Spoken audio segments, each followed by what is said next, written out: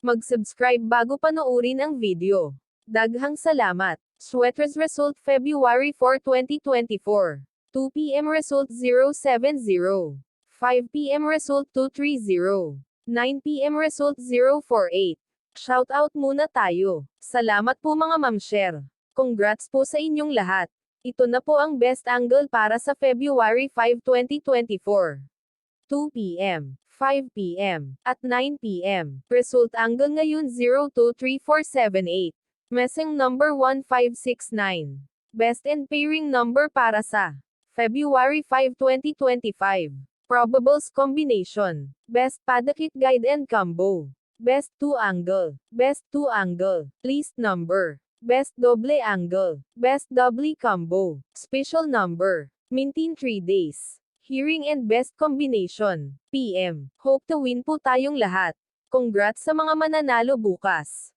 Sa mga hindi pa nananalo PM na po kayo. Good luck. Alamin ang iyong mga zodiac sign.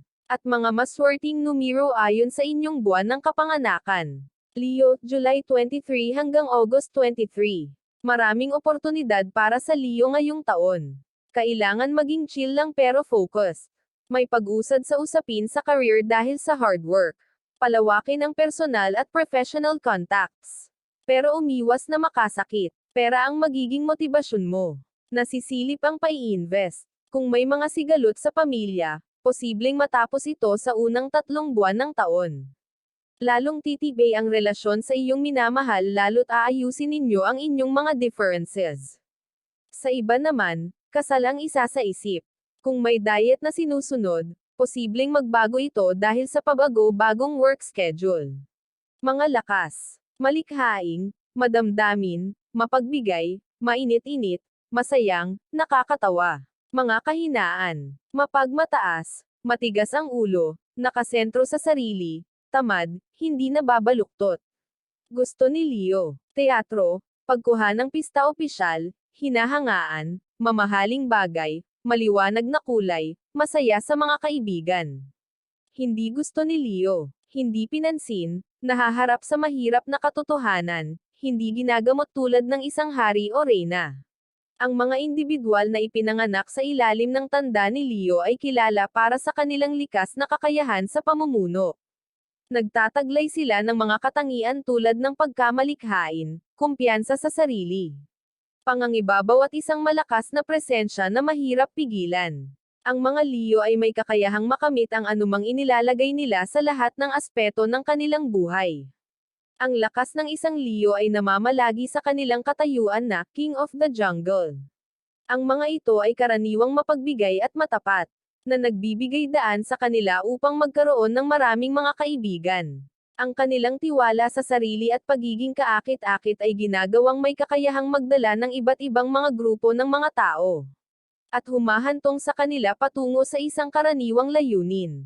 Bilang karagdagan, ang mga Leo ay may isang malusog na pakiramdam ng katatawanan, na ginagawang mas madali para sa kanila na makipagtulungan sa iba. Ang mga individual na ipinanganak sa ilalim ng tanda ng apoy ni Leo ay masigasig at taos-puso.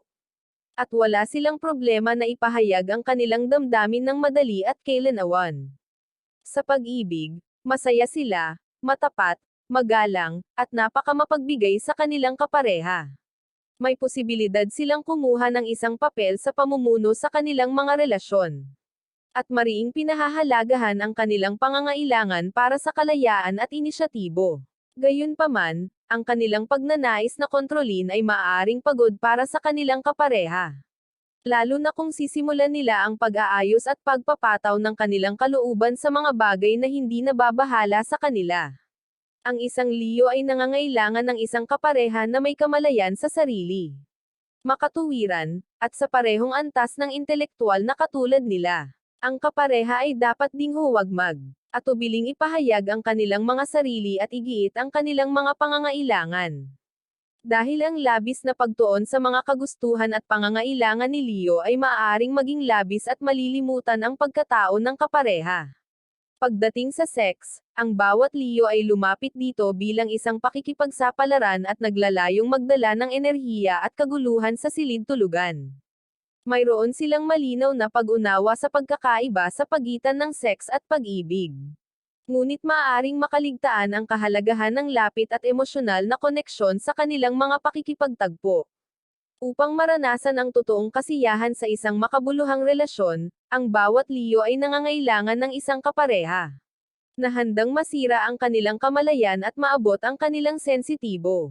Mga kaibigan, si Leo ay isang mapagbigay, tapat, at tunay na matapat na kaibigan. Ipinanganak sila na may pakiramdam ng dignidad at pangako sa mga individual na halaga.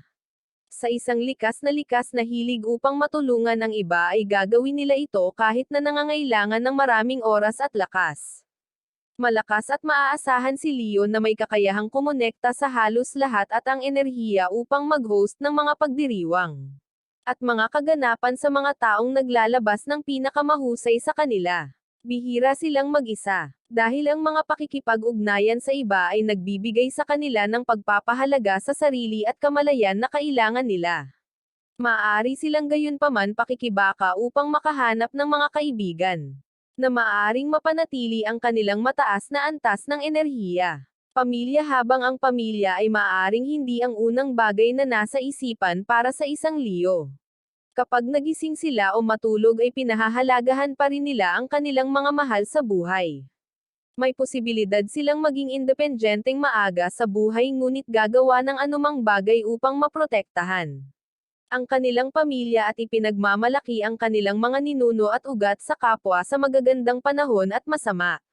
Ang mga Leo ay lubos na masigla at may posibilidad na laging abala, anuman ang kanilang mga pangangailangan sa trabaho. Ang mga ito ay ambisyoso, malikhaing, at maasahin sa mabuti. Kapag inilaan nila ang kanilang sarili sa kanilang trabaho, nagsusumikap sila para sa pagiging perpekto. Ang pinakamahusay na posibleng sitwasyon para sa isang Leo ay ang kanilang sariling boss o upang pamahalaan. Ang iba na may kaunting kontrol mula sa mga superior. Ang mga trabaho na nagbibigay daan para sa bukas na pagpapahayag ng talento ng masining, tulad ng pag-arte at libangan, ay mainam para sa Leo. Ang pamamahala, edukasyon, at politika ay mahusay din na akma.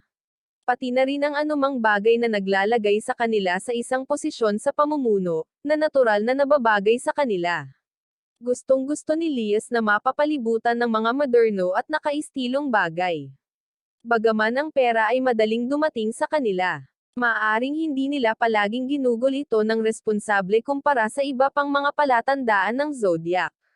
Ang mga ito ay lubos na mapagbigay at maaaring magbigay ng tulong pinansyal sa maraming mga kaibigan na sumusuporta sa kanila sa mga mahihirap na oras. Bagaman hindi ito palaging maging matalino, palaging ginagawang mabuti ang pakiramdam ni Lias. Nais ng isang lalaking Leo na tretuhin tulad ng isang hari sa kanyang matalik na relasyon, at hindi ito isang narcissistic na katangian. Ngunit isang tunay na pangangailangan ng panloob na may malalim na paggalang sa sarili. Ang mga plano sa kanya ay palaging malaki at dramatiko, at ang parehong pag-shower sa paghanga, debosyon, at pansin ay natural na dumating. Siya ay isang tao na nagbibigay ng maraming mga regalo kapag nagmamahal. Madalas na mahal at ginamit bilang isang pahayag ng kanyang pagsisikap. Ang sinumang kasosyo na nais manatili sa kanya ay kailangang patunayan na karapat-dapat silang maghari at handang ibalik ito.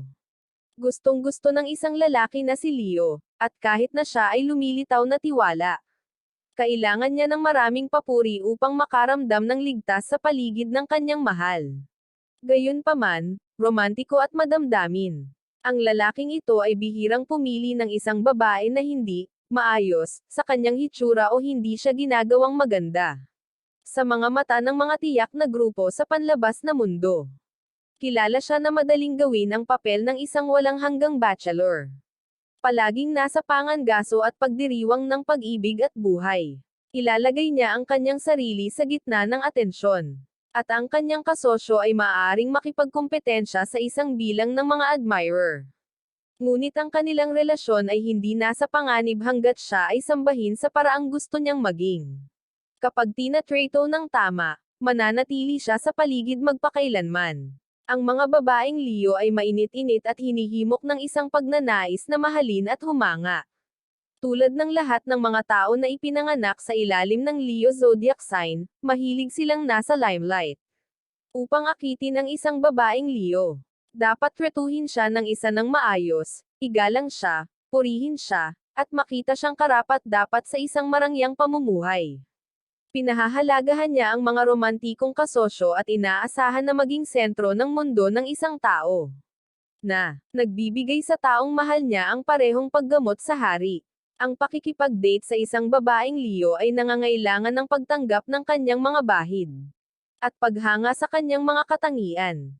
Hindi niya gusto ang pakikipagkompetensya para sa pag-ibig, at nais ang kailanawan sa kanyang papel sa buhay ng kanyang kapareha. Ang isang babaeng ipinanganak sa ilalim ng sun sign ni Leo ay palaging masisiyahan sa pagbisita sa teatro, isang museo ng sining, o isang magarbong restaurant. Nais niyang maligo ng mga bulaklak at regalo. Ngunit bilang mga magagandang pagpapakita ng pagmamahal kaysa sa isang mamahaling gawain mula sa kanyang kapareha, maaari siyang maging medyo domineering at kailangang manatiling kontrol sa kanyang sariling buhay. Kung ang kanyang kapareha ay pinahahalagahan at tinatreto siya tulad ng isang reyna, siya ay sumasalamin sa walang hanggan na init, pag-aalaga, at pansin bilang kapalit.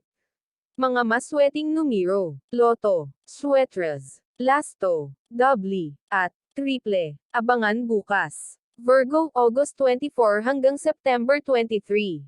Alamin ang iyong swerte ngayong 2024. Nandito na nga tayo sa exciting part. Bagong taon, bagong buhay, bagong pag-asa. Kaya tingnan natin kung ano nga ba ang mga ganap na posibleng harapin natin this year. Please subscribe my YouTube channel, Kuya Lotto Vlog. Maraming salamat po. God bless.